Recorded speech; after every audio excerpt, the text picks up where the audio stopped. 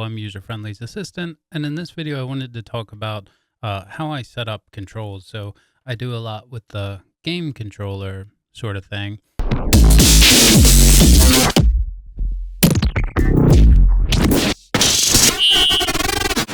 The majority of the work for these sorts of patches that I do with the controller is actually just building the rack instrument. This, all you really do when you use it is just drop it in and map stuff. I'm not talking about that here. I wanted to use this just because you can do the same thing with, it's not going to be the same as a PS5 controller, obviously, but all controllers are going to kind of have their pros and cons, but, they all have something interesting that they can do. So I wanted to talk about something in particular, which is sort of like having controls interact with each other.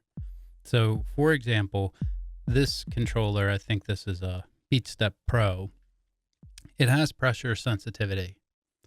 So if we bring in an expression control, just the pressure we can map to whatever. So suppose we brought roar and we wanted to map the pressure to the amount. This will actually be like a little, you can hear the sort of CCs changing. That's what this little rise and fall is here for, to smooth that out.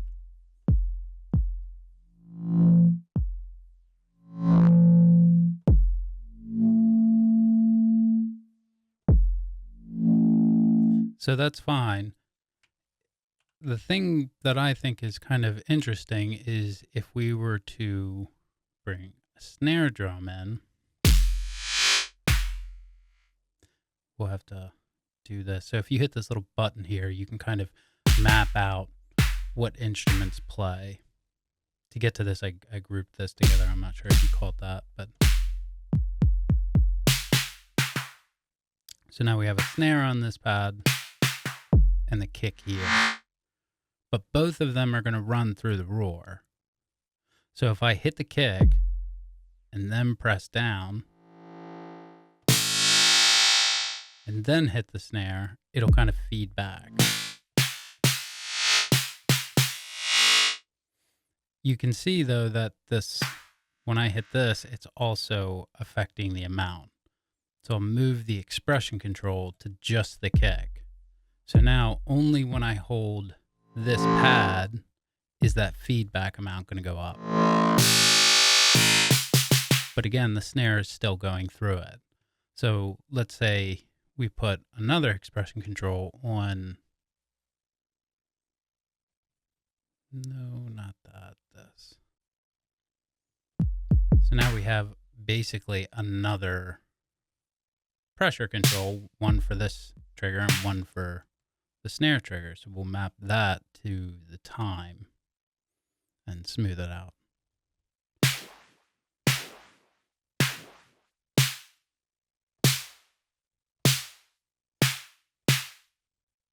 So now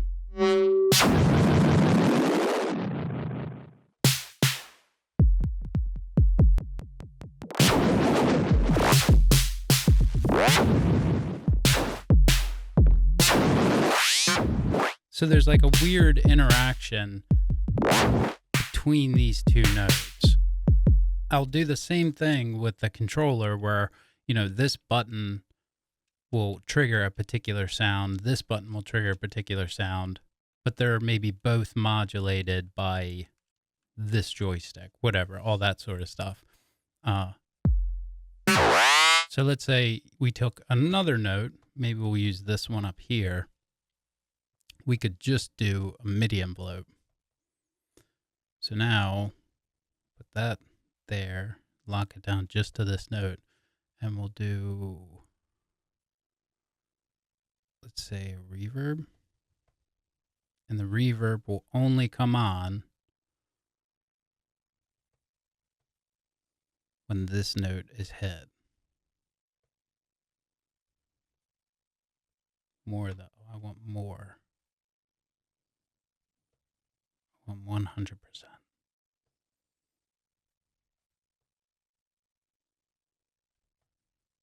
Something.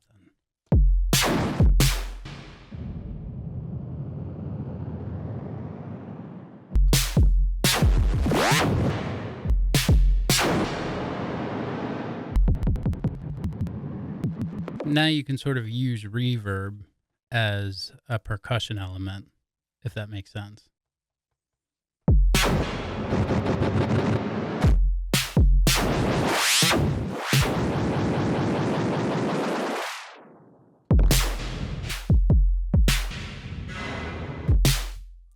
Then from there, we could do, maybe like a random pad. So let's say this pad. That's just going to randomize. I don't know. Yeah, we'll do the pitch. Random. And random. We'll map this to the pitch, or the overdrive will be better. And this one will map to the pitch of the snare. And this one will map to the no, not the decay. One of the things, I've talked about this before, and one of the things you have to be careful with random modulation like that, you can attenuate it and there's ways to avoid it, but suppose you're just sort of haphazardly assigning things like I'm doing right now, and like I do 90% of the time. The decay of reverb, that's going to be a weird one, because when we hit this button, it's going to randomize everything.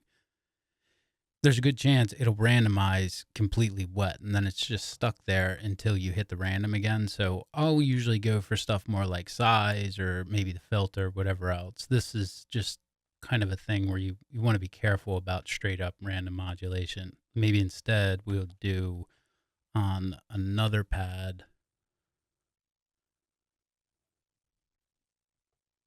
another MIDI envelope.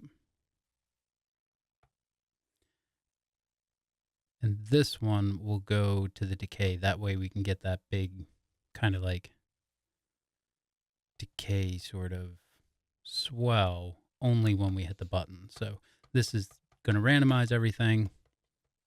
This is gonna, I can't remember what, turn the reverb on. So really it'd be these two, but either way.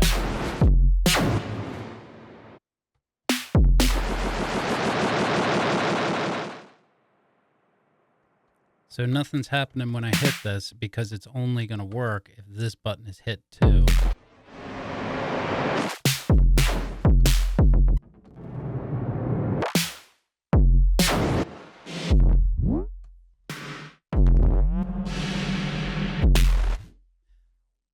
You can see that like it's confusing. And you have to sort of play it and figure out how to use it. That's kind of like, I think actually the main point I'm trying to make here is like set stuff up in such a way that it's not like when I hit this button, the reverb will turn on and that's it. Or, do that, but then build in other stuff around it. So there's like sort of surprising things you happen. Like you hit these two and randomize them, and then you hit this button, but nothing happens because it only happens when you hit this button and something going through it. You see what I'm getting at? It's kind of like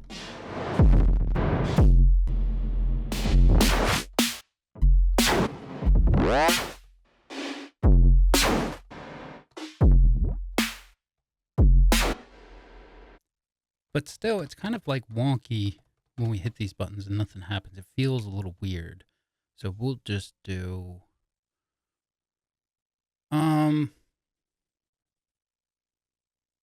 perhaps a hi-hat. That way at least something happens when I hit that button. But then there's also going to be this envelope thing in there. This one we'll do a collision perhaps. Can I randomize everything?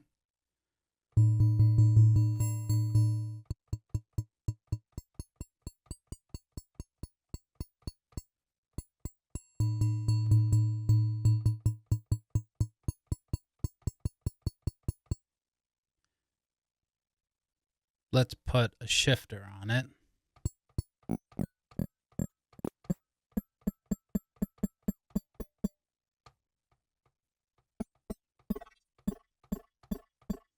And then that's going to be, actually it'll be louder. That's actually a good example. Like a while ago, we put the feedback thing on the kick, and then like even I did it literally myself just now, and I even forgot about it, and then went through and designed this weird collision thing, and then it's like, oh, that's right. If I press down,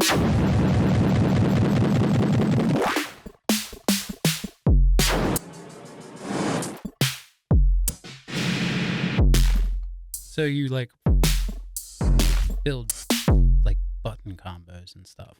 Anyway, what else could we do? We could take the pressure from the kick and also assign it to, on the collision, perhaps the feedback. So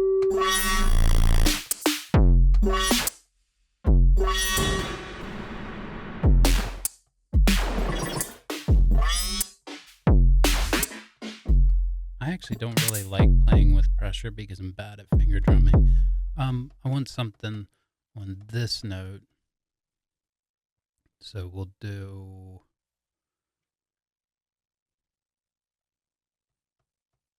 wavetable.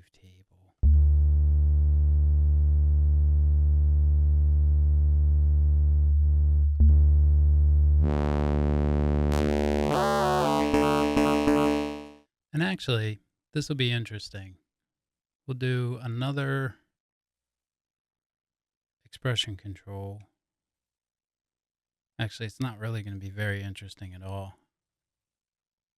It's just going to be random. I was thinking like, and we could, and I just don't know if I feel like it, but we could come over here and take the same thing, this pressure from the kick, and use that to modulate something over here on this wavetable. So again, there's interaction between the kick and the wavetable. And then maybe the wavetable's pressure will do that. This one, we'll do a random.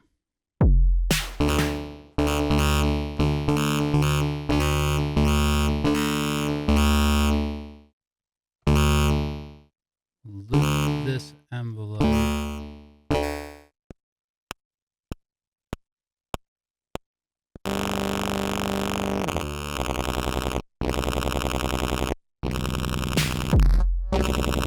Yeah, and do another pressure thing.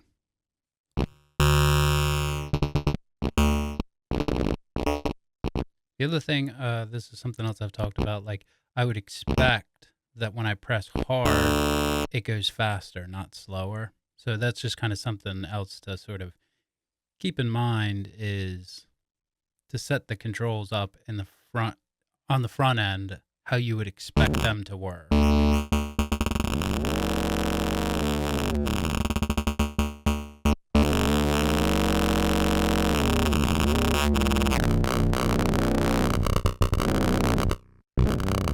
Maybe velocity would be fun.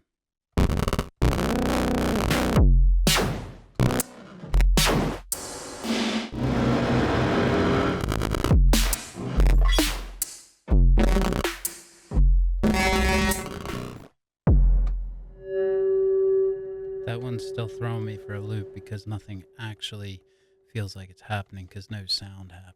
So I'm going to put something in there, like a clap.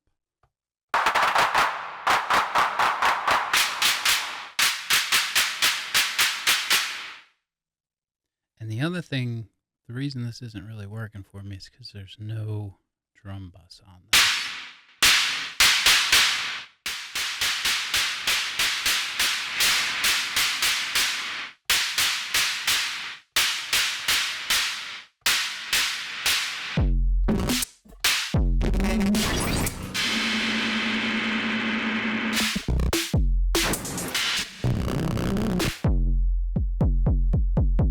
The kick I also want louder.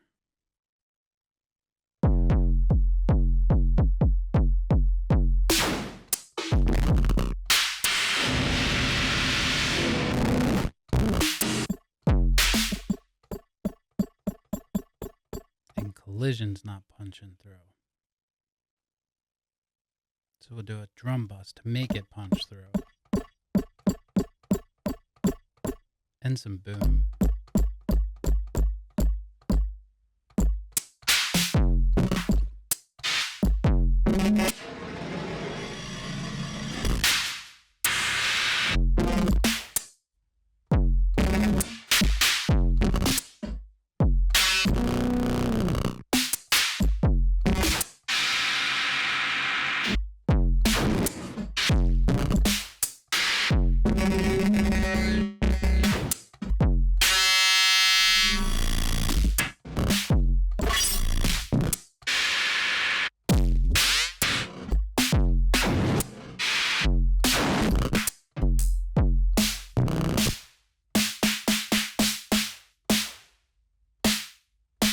I think I want to always hear the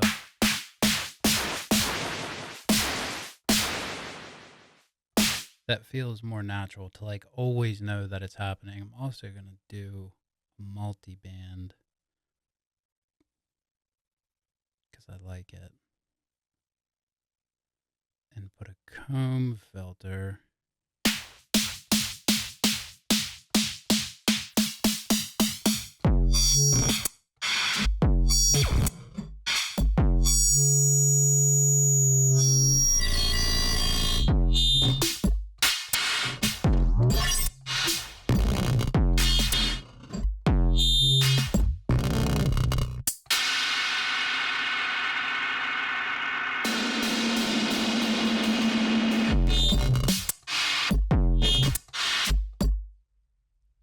Let's try moving the roar on the other side of the reverb.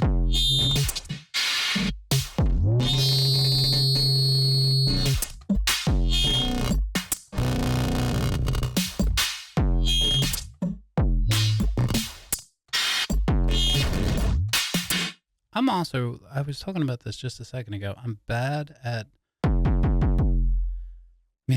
a lot of stuff, but I'm in particular bad at playing drum pads, and even worse when there's velocity built into it. I prefer no velocity, but we can still use the velocity the way we have to like sort of modulate certain things. We'll just put one after, because it's still going to pick up that velocity thing and send it wherever. It's just after that, it'll always be hard going into the thing. Does that make sense? Collision as well. Wavetable. Wavetable. I want to modulate something else, I think. We'll do increments on the full.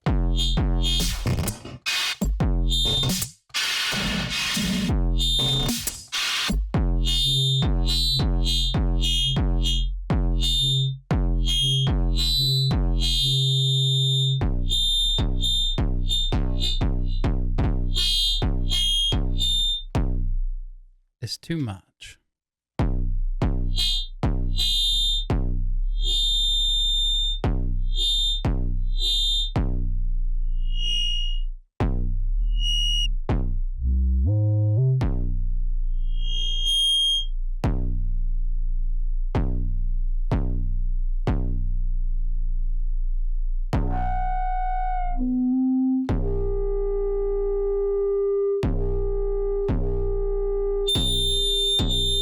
It's the comb filter.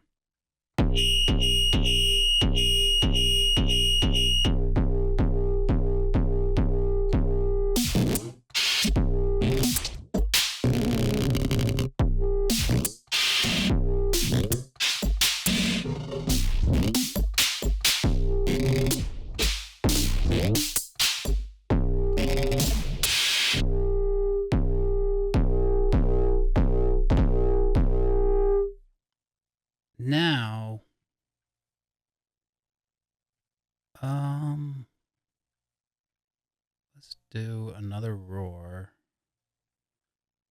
and another drum bus.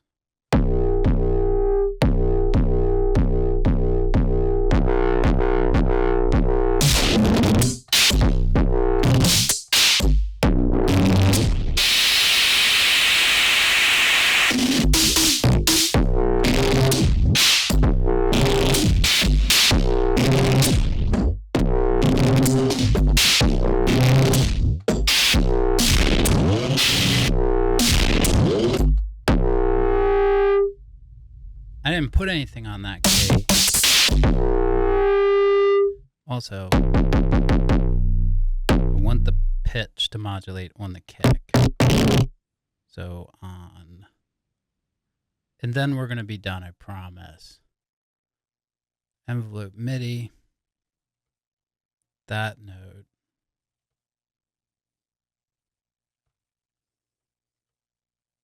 I'll modulate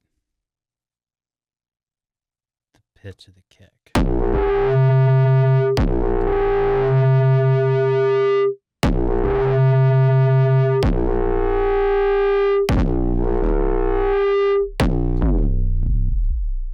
It's almost like a second kick for free. I'm going to get down.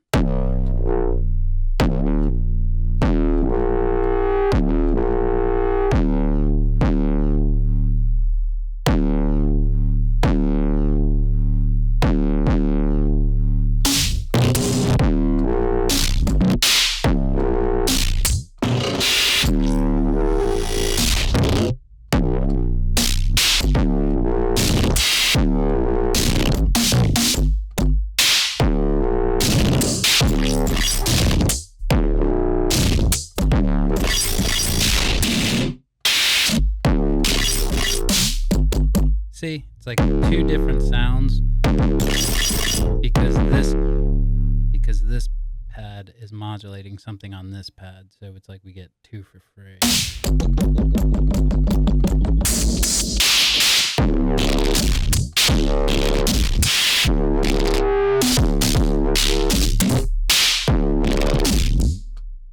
What happens on this one?